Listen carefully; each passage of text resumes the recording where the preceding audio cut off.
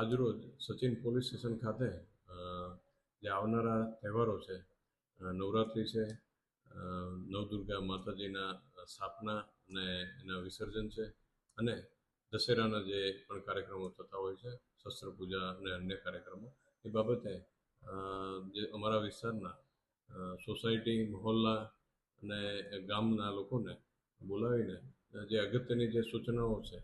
જાહેરનામા મુજબ સીપી સાહેબે જે જાહેરનામા બહાર પાડેલા છે એની અને નામદાર કોર્ટ તરફથી પણ જે અવારનવાર સૂચનાઓ થયેલી છે એ તમામ સૂચનાઓનો આવરી લેતી એક વિગતો આપતી મિટિંગ કરવામાં આવી હતી, જેમાં તમામ જે કહેવાય કે ભાઈ આયોજકો હાજર રહેલા હતા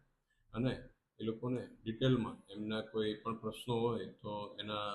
યોગ્ય સમજ કરી અને પ્રશ્નોનું નિરાકરણ કરી યોગ્ય સમજ આપેલી હતી. જેમાં ખાસ કરીને જે પણ આયોજકો છે એને આયોજનમાં સીસીટીવી કેમેરા ખાસ જે કાર્યક્રમના જે સ્થળ છે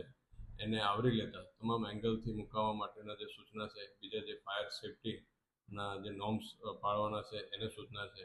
જે પણ કોઈ વીજ કનેક્શન લેતા હોય તો એમાં પણ ખાસ તકેદારી રાખવાની જે સૂચનાઓ છે, તે ઉપરાંત જે સમય મર્યાદાઓ જે નામદાર કોર્ટ અને દ્વારા નક્કી કરવામાં આવેલી છે તે સમય મર્યાદા અને જે અવાજના જે પણ ક્યારેક પ્રદૂષણ હોય છે તો એના અવાજના જે ડેસિબલના નિયમો છે તો એ મુજબ જે રાખવાના સૂચના છે એનું સૂચના, જે મૂર્તિઓના જે કોઈ વિસર્જન થતા હોય છે